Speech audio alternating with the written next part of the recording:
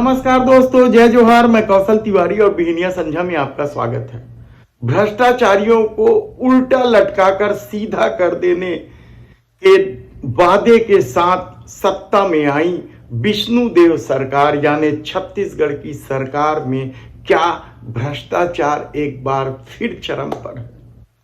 क्या नए नए तरीके से भ्रष्टाचार को बढ़ावा दिया जा रहा है और पिछले सरकार के भ्रष्टाचारी अधिकारियों से सेटिंग कर ली गई है? ऐसे कई सवाल आप में उठेंगे, लेकिन सबसे बड़ा और महत्वपूर्ण सवाल तो ये है कि क्या रमन सरकार में मंत्री रहे नेता अब विष्णुदेव सरकार में मंत्री बने हैं, वे क्या अब सरकार पर ही भारी पड़ने लगे? हमने आपको पहले ही बताया कि किस तरीके से दमदार माने जाने वाले बृजमोहन अग्रवाल का खेल चल रहा है। इसके पहले हमने आपको पूरा विस्तार से बताया है। बृजमोहन अग्रवाल विवादास्पद रहे हैं और इंदिरा प्रियदर्शनी बैंक घोटाले में भी उनका नाम रहा है। अब इसी प्रियदर्शनी इंदिरा बैंक घोटाले में शामिल रहे या जिनका नाम आया है नार्को टेस्ट में, उनमें से एक राम विचार नेताम भी विष्णुदेव साय सरकार में मंत्री हैं। रमन सरकार में वे दमदार मंत्री रहे। आदिवासी एक्सप्रेस चलाने तक के आरोप उन पर लगते रहे हैं और विष्णुदेव सरकार में वे कृषि मंत्री हैं। तो क्या अब किसानों को नए सिरे से लूटने का खेल चल रहा है? क्या कृषि विभाग में कॉकस कोई काम कर रहा है जो किसानों को धोखा देकर माल बनाने में लगा है? यह सवाल इन दिनों चर्चा में है और चर्चा की वजह है मंत्री राम विचार नेताम के सबसे करीबी माने जाने वाले व्यवसायी राकेश अग्रवाल। राकेश अग्रवाल क्या कृषि विभाग को चला रहे हैं? चर्चा तो इसी बात की है और वे कृषि विभाग से इतर ऐश्वर्या रेसिडेंसी में अपना कोई ऑफिस चला रहे हैं।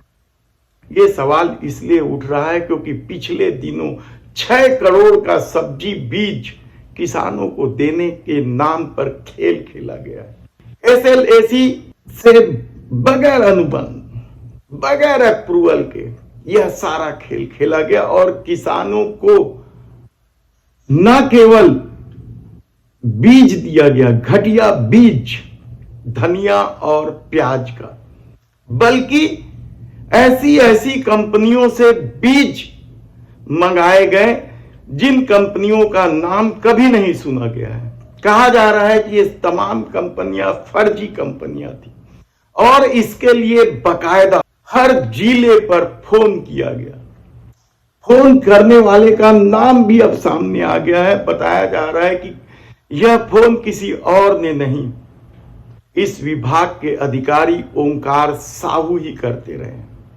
हमने जब ओंकार साहू से इस विषय पे बात किया कि किसके कहने पर वे फोन कर रहे हैं, तो पहले तो वे खामोश रहे, लेकिन धीरे से कहा कि वे उच्च अधिकारियों के कहने पे यह फोन कर रहे हैं कि फला कंपनी का बीज ही किसानों को दिया जाए, फला सप्लायर से ही यह बीज लिया जाए।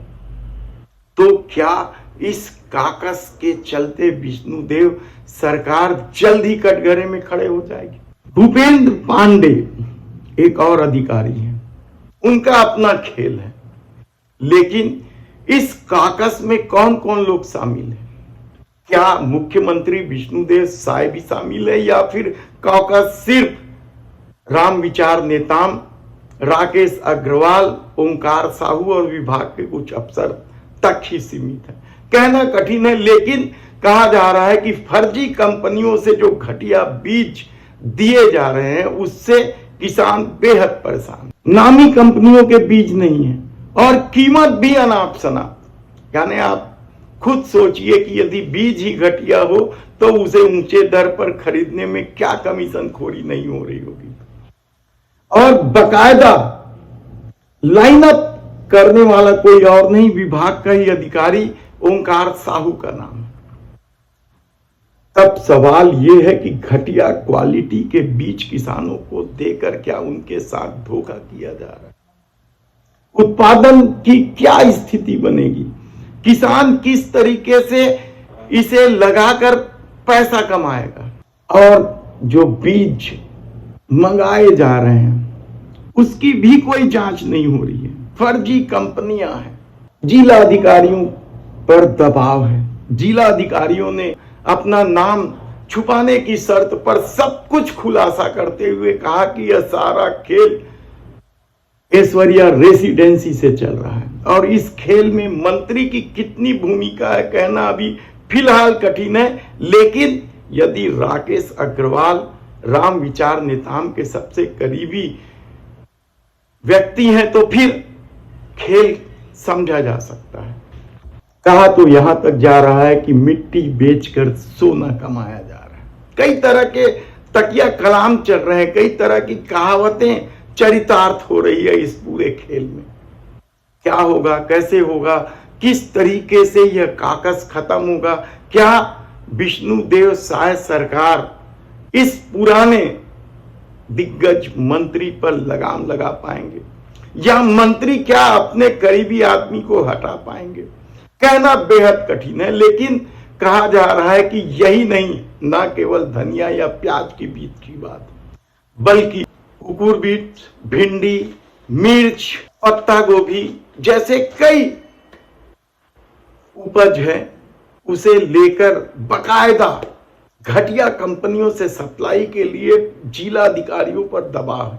जिला अधिकारी कहते रहे कि यह अन्याय है, किसानों के साथ धोखाधड़ी है, उसके बाद भी यह खेल चल रहा है। तो आप सोचिए कि क्या कुछ चल रहा है।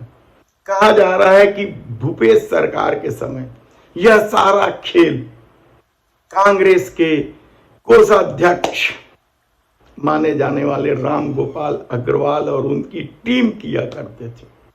उस दौर में भी खूब पैसा बटोरने का आरोप लगा है, किसानों को धोखा देने का आरोप लगता रहा। और इस दौर में सिर्फ क्या राम गोपाल अग्रवाल की जगह राकेश अग्रवाल आ गए, कहना कठिन है। लेकिन इस पूरे खेल में विभाग के अधिकारियों का भी शामिल हो रहा हैरान कर देने वाली बात है। देखना है कि आने वाले दिनों में क्या कुछ होता है। हम आपको बताते रहेंगे कि डबल इंजन की सरकार में जो दावा किया गया था कि भ्रष्टाचारियों को उल्टा लटका कर सीधा कर दिया जाएगा, वह दावा किस तरीके से खेल के रूप में परिवर्तित हो गया है। यही नहीं, डबल इंजन की सरकार में किस तरीके से योजनाओं का बंटाधार हो रहा है, आम आदमियों की तकलीफें बढ़ रही है, यह हम आपको बताते रहेंगे। यदि आपने हमारे चैनल को सब्सक्राइब नहीं किया है तो प्लीज सब्सक्राइब कर लीजिए और लाइक का बटन दबा दीजिए, क्योंकि जिस तेजी से आप लाइक का बटन दबाएंगे उस तेजी के साथ सच आम लोगों तक पहुंचेगा।